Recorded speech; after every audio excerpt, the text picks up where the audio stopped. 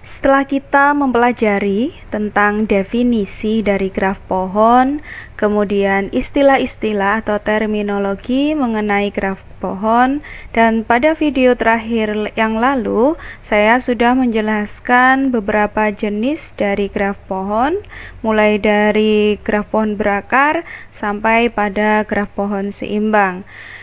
Di video kali ini saya akan melanjutkan pembahasan mengenai graf pohon, yaitu tentang aplikasi atau penerapan graf pohon. Secara garis besar saya akan menjelaskan dua aplikasi penerapan dari graf pohon, yaitu yang terkait dengan binary search tree, dan yang terakhir yaitu terkait dengan pengkodean biner dengan menggunakan graf pohon. Untuk binary search tree sendiri, di sini binary search tree adalah sebuah pohon biner yang boleh kosong dan setiap simpulnya harus memiliki nilai. Nilai setiap simpul pada subpohon kiri selalu lebih kecil dari nilai akar. Sedangkan nilai dari setiap simpul pada subpohon kanan lebih besar atau sama dengan nilai akar. Masing-masing subpohon kiri dan kanan itu sendiri juga merupakan binary search tree. Artinya subpohon kiri nanti dia untuk bagian sebelah kiri simpul-simpulnya nilainya akan lebih kecil daripada nilai-nilai dari bagian kanan subpohon kiri. Begitu pula untuk subpohon kanan. Selain binary search tree, di sini nanti saya akan membahas tentang binary tree traversal. Apa itu traversal?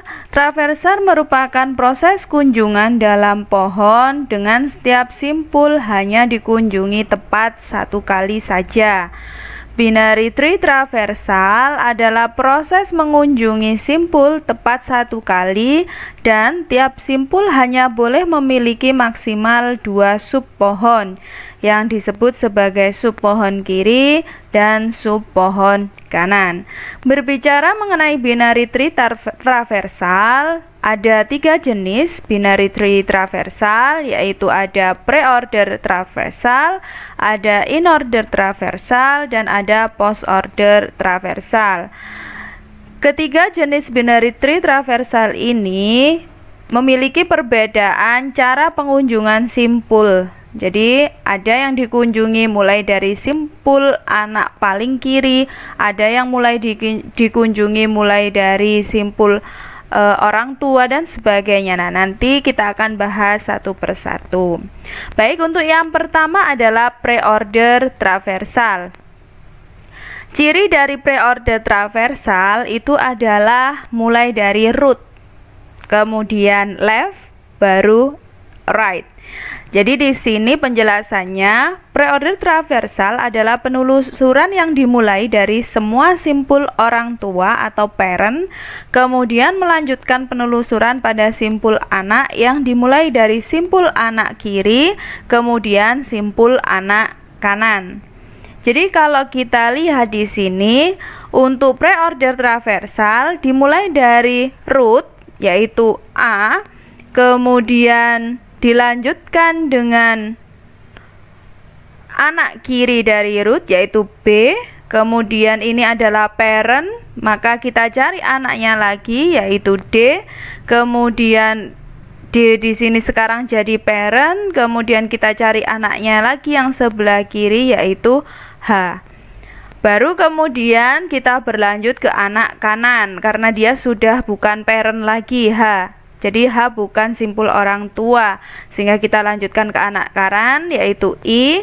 Kemudian dari I sini kita lanjutkan ke anak kanan dari orang tua I yaitu E. Karena E di sini adalah orang tua, maka kita harus mengunjungi anak kiri dari E dulu yaitu J, baru kemudian mengunjungi anak kanan yaitu K. Kemudian kita lanjutkan di sini karena E sudah, kemudian B sudah. Nah, dari B di sini kita akan melanjutkan anak kanan dari orang tua B, yaitu C. Kemudian dari C kita ke anak kirinya F, baru kemudian ke anak kiri lagi yaitu L, dan yang terakhir adalah G. Jadi urutannya adalah root, left, dan right. Saya rasa ini cukup mudah untuk bisa dipahami. Yang kedua adalah in-order traversal. Perbedaannya dengan pre-order tadi, untuk in-order traversal kita memulai dari anak paling kiri yaitu left. Kemudian kita lanjutkan rootnya, baru kemudian anak kanan atau right. Jadi in-order traversal adalah penelusuran yang dimulai dari simpul anak di sebelah kiri, kemudian dilanjutkan pada simpul orang tua, dan yang terakhir pada simpul anak yang berada di sebelah kanan. Jadi sebagai contoh pemanggilan dari graf pohon ini yang saya berikan di slide, kita mulai dari anak yang paling kiri adalah H. Lalu ke orang tua dari H yaitu D, baru ke anak kanan dari orang tua H yaitu I. Jadi H, D, I, kemudian ke orang tuanya lagi B, kemudian anak kanan E, kemudian orang tuanya lagi A, kemudian anak paling kiri dari bagian kanan yaitu J, kemudian ke F, kemudian ke C, baru ke K, dan yang terakhir ke G. Itu adalah in order traversal. Terakhir yaitu post order traversal. Untuk post order traversal di sini dia hampir mirip dengan in order traversal, cuma di sini setelah dari anak paling kiri dia melanjutkan ke anak kanan, bukan ke orang tua terlebih dahulu. Jadi di sini post order traversal adalah penelusuran yang dimulai dari simpul anak di sebelah kiri, kemudian dilanjutkan pada simpul kanan, dan penelusuran akan berakhir pada simpul orang tua atau simpul induk. Nah, dari sini kita tahu nanti yang paling terakhir adalah pasti rootnya untuk graf pohon berakar. Baik, di sini untuk post order traversal yaitu left, right, dan root. Leftnya paling kiri adalah H, kemudian ke I, ke orang tuanya D, kemudian ke E, ke B, lalu tidak ke A, tetapi kita lanjutkan di sini ke anak yang paling kiri lagi yaitu J, kemudian F, baru kemudian tidak ke C dulu tapi anak sebelah kiri dari yang kanan yaitu K, kemudian G, C, dan baru ke A. Jadi paling akhir pasti untuk post order traversal adalah root atau akar dari graf pohon. Itu adalah terkait binary tree traversal. Jadi itu salah satu aplikasinya dari graf pohon, yaitu kita ingin mengunjungi simpul-simpul dari graf pohon. Nah, itu pengunjungannya kita bisa melakukan dengan 3 cara. Nah, yang terakhir ini adalah aplikasi terkait dengan pengkodean biner. Kita harus pahami bahwa salah satu aplikasi dari graf itu adalah bisa kita gunakan untuk mengkodekan biner. Kita tahu di sini ada binary code, yaitu kode yang disimbolkan dengan 2 keadaan, yaitu 0 atau 1, kan seperti itu, 0 dan 1. Ada binary code, ada word code. Apa itu word code? Yaitu barisan kode biner. Kemudian ada prefix code, yaitu word code, sedemikian hingga suatu word code tidak menjadi awalan word code yang lain. Jadi ini penting. Kenapa?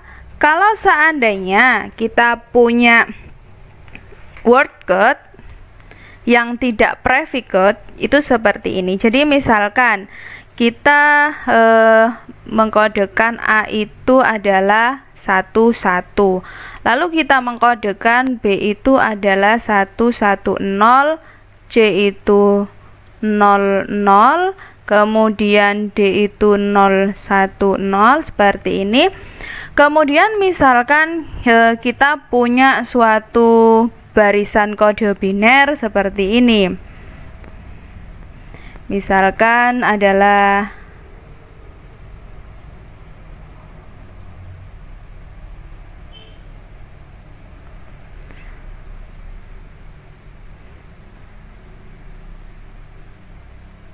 Kita inginnya mengkodekan kata bad, misalkan seperti ini. Tapi di sini ternyata saat kita punya kode ini lalu kita artikan dia ke huruf, ke bentuk huruf, di sini kita coba artikan 11 sebelum dia 110 ini sudah memiliki arti yaitu A. Kemudian 011 tidak bisa kita 01 saja tidak ada, 011 tidak bisa kita artikan. Nah, di sini sudah langsung error seperti itu. Jadi inginnya kita mengkodekan kata bad, tapi ternyata di sini ada yang menyebabkan dia tidak terbaca sesuai keinginan kita. Kenapa? Karena di sini kode untuk A itu menjadi awalan dari kode B. Nah, ini yang kita sebut bukan prefix code. Kenapa? Karena kalau prefix code itu word code sedemikian hingga suatu word code tidak menjadi awalan word code yang lain. Tapi beda dengan yang contoh yang saya berikan. Oleh karena itu kita membutuhkan suatu cara sedemikian hingga kalau kita mengkodekan ini, kata bad ini, dia tidak akan ada huruf-huruf yang kode binernya menjadi awalan dari kode biner huruf-huruf yang lain. Itu yang harus kita lakukan. Nah, kita bisa menggunakan pohon biner. Nah, movement tree inilah yang nanti akan kita bahas bagaimana cara membuat movement tree. Movement tree adalah pohon biner yang dibangun berdasarkan frekuensi kemunculan karakter. Nah, ini kenapa kita membuat patokan frekuensi kemunculan karakter? Karena di situ kode biner itu otomatis kalau dibaca sistem semakin panjang maka semakin lama. Kalau dia huruf-huruf yang sering muncul, maka akan lebih efisien kalau huruf-huruf yang sering muncul tersebut kita kodekan dengan banyak kode biner yang sedikit begitu. Jadi jumlah kode binernya cukup yang sedikit sehingga saat dia dibaca berulang-ulang oleh sistem itu tidak terlalu lama. Jadi lebih efisien. Kemudian movement code di sini adalah prefix code yang dibangun dengan menggunakan movement tree. Jadi kita nanti akan coba mengkodekan suatu kata dengan menggunakan movement tree sehingga kita bisa mendapatkan movement code atau kode movement. Baik, di sini saya berikan contoh. Saya akan mengkodekan kata misalkan yang simple saja. Di sini misal yang akan saya kodekan adalah kata ya. Jadi kata-kata. Jadi ini. Jadi kata. Ini yang akan saya kodekan. Nah, cara mengkodekannya yaitu kita harus menentukan frekuensi terlebih dahulu. Jadi biasanya kita buat tabel di mana ini adalah karakter, kemudian kolom kedua ini adalah frekuensi, kolom kedua ini jumlahnya ya, frekuensi, kemudian kolom berikutnya adalah jumlah. Jadi ini frekuensi, kemudian kolom berikutnya adalah jumlah. F per N. Nah, seperti ini. Untuk karakter ada berapa huruf yang berbeda? Itu yang harus kita tulis. Di situ ada 3 huruf yang berbeda yaitu K, A, dan T. Nah, di sini frekuensi adalah jumlah munculnya karakter. Untuk K dia muncul 1 kali, untuk A dia muncul 2 kali, dan untuk T dia muncul 1 kali. Sehingga N di sini yaitu jumlahnya. Jadi sebenarnya ini tabel ya.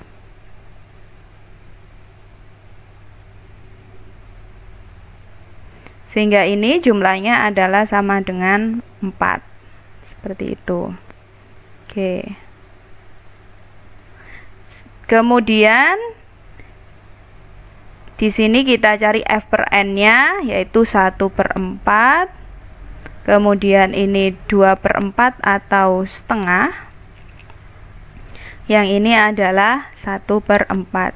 Kalau kita total nanti keseluruhan di sini adalah sama dengan 1. Nah, inilah yang kita akan kodekan. Jadi ini ada saya kekeliruan menuliskan, ini bukan N ya, ini adalah jumlah, N nya adalah ini, adalah jumlah. Oke, dari sini kemudian kita akan membuat Huffman tree-nya. Bagaimana membuat Huffman tree-nya? Yaitu kita cari frekuensi yang paling kecil dulu, kemudian kita gabungkan menjadi sebuah graf pohon. Jadi di sini yang paling kecil frekuensinya adalah K dan T, sehingga ini bisa kita gabungkan. Yaitu di sini ada K, kemudian ini ada T. Ini frekuensinya adalah ini 1/4, kemudian di sini adalah 1/4. Ini kita gabungkan, dia akan menjadi sebuah graf pohon. Ini dengan jumlahannya adalah setengah. Nah, dari sini kemudian ini sudah bergabung ke dalam satu graf pohon, ini juga sudah, berarti tinggal kita punya A. Nah, kalau saya mengikuti aturan dari binary search tree, yaitu di situ frekuensi dan beberapa referensi ya bisa kita baca. Di situ untuk yang ada di sebelah kiri binary search tree itu kan dia memiliki frekuensi yang lebih kecil dibandingkan dengan subpohon kanan. Kita tahu di sini yang paling kecil itu kan 1/4. Nah, ini ada di sebelah kiri. Lalu saya lanjutkan di sini adalah A. Kemudian A ini punya setengah nilainya. Karena dia punya nilai ya, masing-masing simpul punya nilai. Dan tadi kalau binary search tree, simpul yang ada di sebelah kiri nilainya selalu lebih kecil daripada simpul yang ada di sebelah kanan. Nah, dari sini kemudian ini bisa kita gabungkan. Oke, kita dapatkan ini jumlahnya adalah 1. Apakah selesai sampai sini? Belum tentu, kita belum mendapatkan kode biner. Jadi di sini di sebelah sisi kemudian kita beri nilai, di mana sisi ini untuk yang ada di sebelah kiri yaitu nilainya 0, yang ada di sebelah kanan 1. Ini 0, ini 1. Nah, dari sini kita bisa mengkodekan. Saya buat berbeda ini saja ya, berbeda warna supaya kita bisa mengetahui mana yang punyanya sisi, mana yang tidak. Nah, dari sini saya bisa mengkodekan, sudah habis ya, tidak ada lagi, jadi tinggal kita kodekan di sini. Untuk K itu berarti kode binernya adalah, kita baca di sini mulai dari yang atas 0 0. Nah, di sini berarti 0 0 itu adalah K. Sedangkan untuk A yaitu dia kodenya adalah 1. Kemudian untuk T yaitu 0 1. Nah, kalau kita cermati tidak ada di sini kode suatu karakter menjadi awalan dari kode karakter yang lain. 0 tidak ada ya. Kalau hanya 1 0 0 hanya punya K, bukan punya A dan bukan punya T. Kemudian 1 pun tidak ada, jadi awalan siapapun. Kemudian T 0 saja tidak ada, 0 1 baru ada. Nah, di sini dari sini berarti kita bisa mengkodekan Huffman code dari kata-kata ya. Huffman code-nya adalah di sini untuk kata adalah di sini 0 0 1, T nya 0 1, kemudian 1. Nah, saat kita membaca ulang, tidak akan kita temui kekeliruan seperti contoh sebelumnya yang saya berikan. 00 dia jelas punya K. 1 sudah langsung diartikan sebagai A.